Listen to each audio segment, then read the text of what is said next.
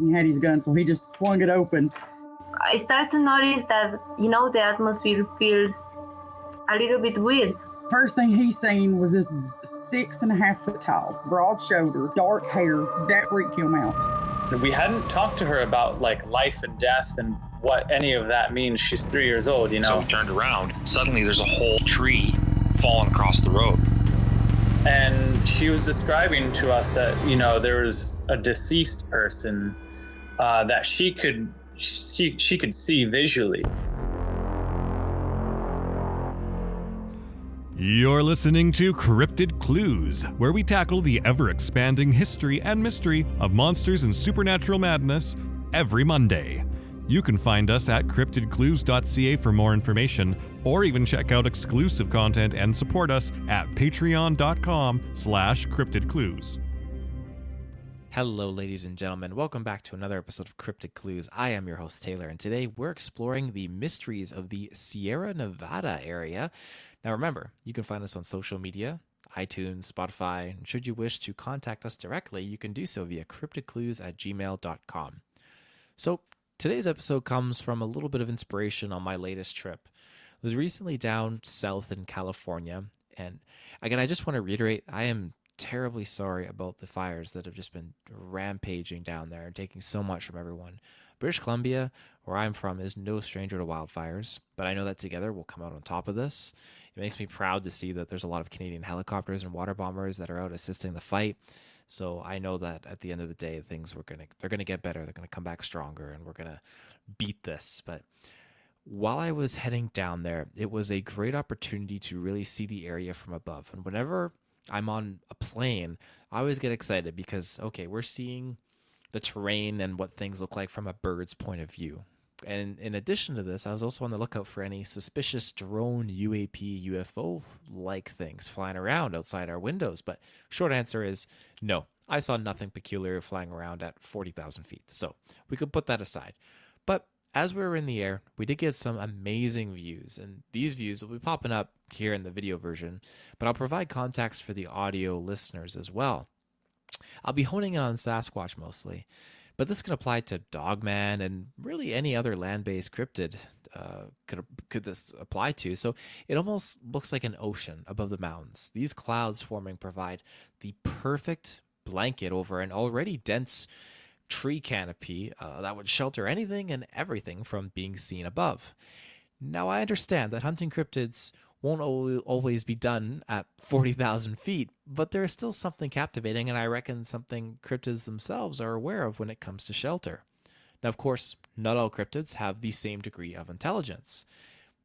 And maybe that's me being a little bit too bold on my assumption. How to gauge that level of intelligence per each cryptid is beyond me because we don't have the evidence or proof of each cryptid's existence. So for the sake of this conversation, we will be using just Sasquatch.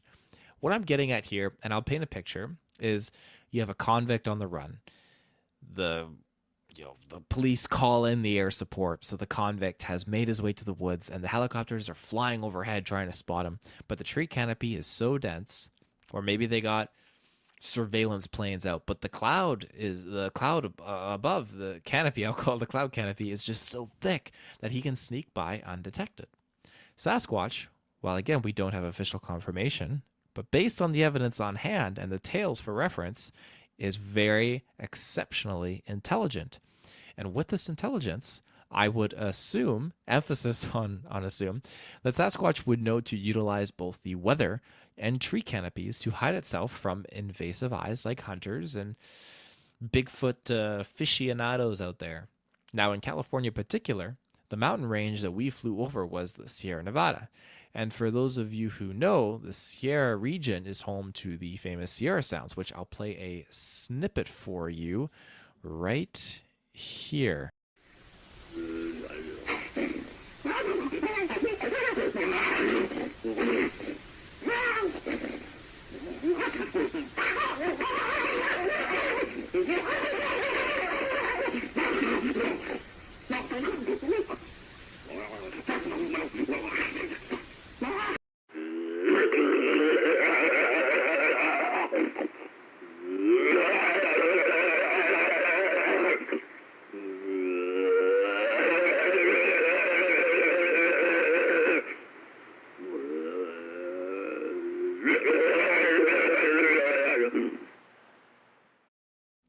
Now, these sounds were captured between 1971 and 1974 by Al Berry and Ron Moorhead. The microphone was around 40 feet from their camp shelter, and it is thought that these are the only recordings with vocalizing interactions between these creatures and man. Now, I've spoken with a few individuals now who don't know about these recordings. They've never even heard of them, didn't know they existed. And what's even more interesting is that a lot of people that hear these recordings or experience things themselves but are unaware of these vocalization recordings, once they they listen to them, it's like, oh my gosh, suddenly a light turns on and it's a match, which is a huge piece of the puzzle towards this mystery. When they listen to them and think, okay, this is exactly the same sounds that what I was hearing was making, and there's a lot of similarities and comparisons. Now, we had the pleasure of interviewing Ron Moorhead on our show. It's a wonderful conversation. I highly recommend giving it a listen. But I digress, however. So let's talk more about the Sierra Nevada itself. In the state of California, you have Mount Shasta, but it's separate and not connected to the Sierra Nevada area. Shasta is actually connected to the Cascade Range, while the Sierra Nevada is more south. And it's mountain range between, it is a mountain range between the Central Valley of California and the Great Basin.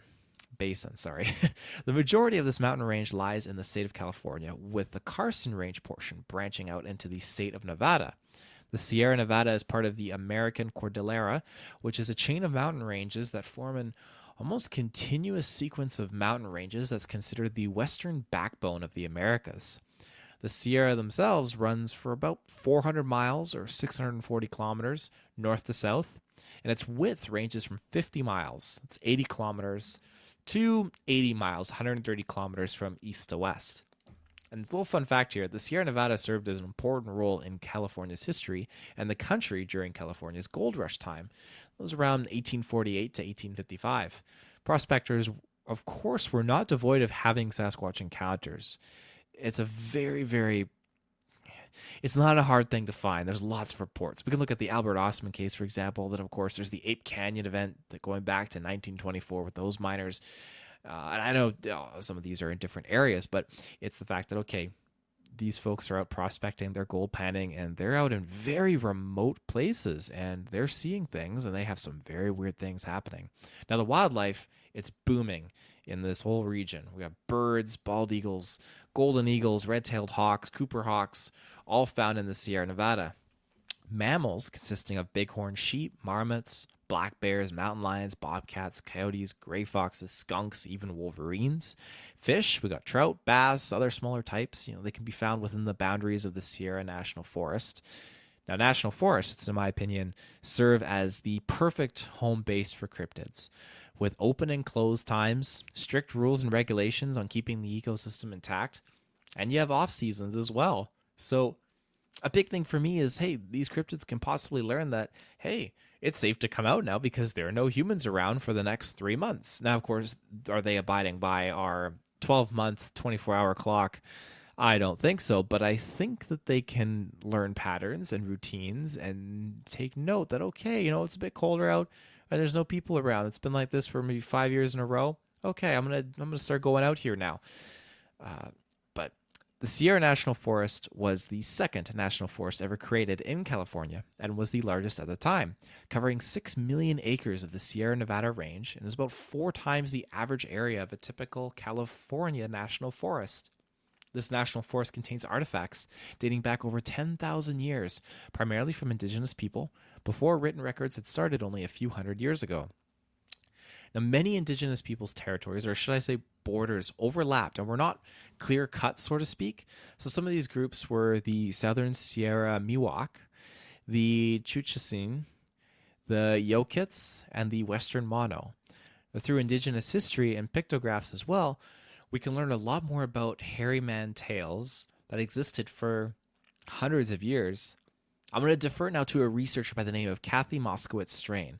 Now, she'd studied anthropology, behavioral science at the California State University, having worked with the Forest Heritage Resource and Tribal Relations Program for the Stanislaus National Forest, and she's been a professional archaeologist and anthropologist for well over 20 years, conducting a lot of research and fieldwork on the hairy men. She's also published a few books on such topics as well. So I bring her up because of a viewpoint that she has that I want to outline for you based on her studies, and I quote, "The pre-human era was that of a world created and occupied by birds and animals of superanimal and superhuman powers. To Eagle, with his bird and animal assistants and companions, was attributed to building the world. The institution of certain cultural and social and physical features of man and his way of life, this prehistoric period, described in a fairly full but not elaborately detailed stock of stories, came to an end with the creation of mankind by Eagle and the subsequent transformation of these bird and animal people into their present known forms. All this happened beyond the memory of man, but the past continued into the present in the immediate ubiquity of the animals themselves. Beliefs about them were being constantly reinforced by daily happenings in the circumjacent wilds." End quote. What this is implying is that the Yokits were very observant of animals' behavior in the wild, and through these observations, they incorporated them into their traditional stories. Through these observations, Kathy compiled together a few examples of the hairy man stories, which you can see in turn how it connects these animal observations made hundreds of years ago. And I quote, "Yavali is a horrible, smelly, hair-covered giant associated with the Miwok. It's a tribe of Central California. The Miwok tribe is very closely related to the Yokits, both in culture and location. Most of the stories involving Yavali are very long and detailed, but one brief story is as follows. The giant. Where are you, grandchild? Where are you, grandchild? Where are you? Where are you? Yes, yes, I am lost. Where are you?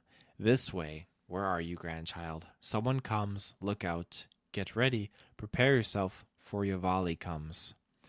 Now, the people broke cones from the tops of the pine trees and bundled these together. As Yavali started to climb the declivity where the people had taken refuge, they set fire to the bundles of pine cones and threw them into the Yavali's burden basket. They threw the burning cones into the basket, and Yavali became so hot that he tumbled. "Which way shall I fall?" he asked. They told him to fall to the north. End quote. This story, like many others, details how a large creature comes along and eats animals. If necessary, it will eat people as well, proving to be something feared greatly. Like prior, if you are watching the YouTube version, I'll have a sketch of the pictograph appear here for your convenience. As shown in the sketch, the painted rock is an archaeological and sacred site of the Yokits. That's in Tulare County in California. Now, this county spans from the San Joaquin Valley all the way east to the Sierra Nevada mountains. Now, this sketch was done by Walter James Hoffman, who visited the site back in 1882. Cryptozoologists interpret this petroglyph as depicting an entire Bigfoot family. So, for the Yokits that resided in the southern Sierra Mountain area, they would warn their children that if Bigfoot could not find any animals and is very hungry, he will eat you, bones and all, leaving no trace. We've talked a bit before about different types of animal relationships with each other, and from what I found, there is a sort of mutualistic relationship here.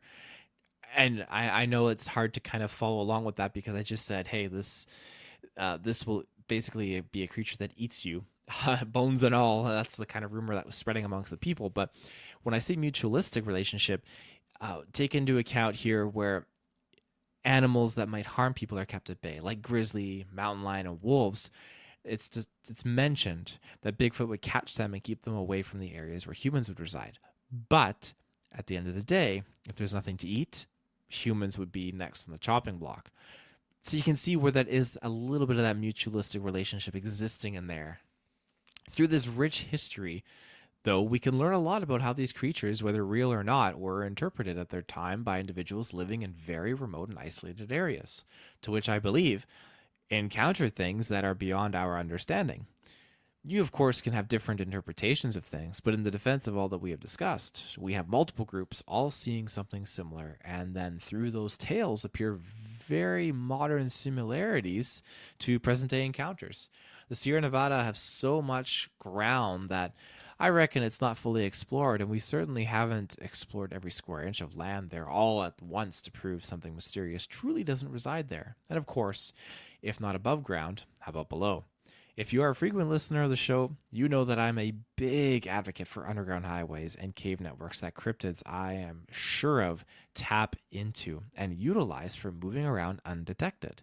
It's a bold claim, and I don't have much to back it up, but it is something that I stand firmly on, and we've talked about many a time before on the show. And it's truly incredible when you look at how many networks are out there of caves, and to be one to go out there and actually explore some of these cave networks, which I've done, it's quite something. Of course, that's my own opinion, but the Sierra Nevada has a lot of underground cave networks. Many, of course, are public access. They're tourist hotspots, but many are not. A rough estimate, the Sierra Nevada range has over 1,000 caverns, with many located in the Calaveras Complex, which is a tract of crust in the western part of the Sierra Nevada area. Most of the discovered cave networks are, well, to this day, the subject of scientific research projects. In closing, I'm going to share with you the events of the Donner Party. This isn't really Bigfoot related, but it's just something that I did not know about myself until I started looking more into the Sierra Nevada region. And it's a pretty grim tale. Now, sometimes referred to as the Donner Reed Party. It was a group of American pioneers who migrated to California in a wagon train from the Midwest. Now, this group had several setbacks and was delayed many a time over. Having spent the winter of 1846 into 1847 in the deep snow of the Sierra Nevada, some of the migrants resorted to cannibalism to survive, mainly just eating the bodies of those who had already succumbed to starvation, sickness, or died due to the extreme cold. This journey west normally takes around 4 to 6 months, but the Donner Party had chosen to use a new route called Hastings Cutoff. Departing during the spring of 1846, this new route was basically bypassing pre-established trails and crossed over the Rocky Mountains Wasatch Range and the Great Salt Lake Desert in present-day Utah. The difficulties that they began to experience later, well, they unfolded once they hit the Humboldt River, which is in present-day Nevada, where many losses occurred with the wagons and cattle. That's when divisions amongst the group started to take place. Now, once early November hit, the migrants finally reached the Sierra Nevada, but became trapped by an early and very heavy snowfall. Their food supplies ran uncomfortably low, and by mid-December, most of the groups broke off on foot to find help. California attempted to send rescuers out to reach the migrants, but the first relief party didn't arrive until mid-February of 1847. That's almost 4 months after the migrants became trapped. Of the 87 party members, only 48 survived. This event is considered to be one of the biggest tragedies of California's history in the record of American westward migration. It's a terrifying tale, and the site in general has been a hotspot for some eerie encounters nearby, and that's what kind of turned me down this road to look more into it. There are some interesting tales that I found of folks that have spotted some very weird bipedal beings, not necessarily Bigfoot, but more like just wild man out here. And yeah, it's a whole other can of worms, and that's something I'm going to start looking into to see what else I can find out about it. But with that, this episode is now concluded. Thank you for tuning into this week's episode of Cryptid Clues. I hope you enjoyed it. It was fun doing all the research here. And like I said, whenever I'm on a plane and whenever I'm flying over different regions and mountainous terrain, I like to look down and be like, wow, this is great. What can we talk about? There's a whole bunch of history here and so much that's just untouched by man. Let's discuss. So that's usually what gets me really excited, but I digressed. I am your host, Taylor, and I'll be back next week. Until then, you can find us, as I said, on social media. You can reach us directly via CryptidClues@gmail.com. So until next time, everyone, take care and stay safe.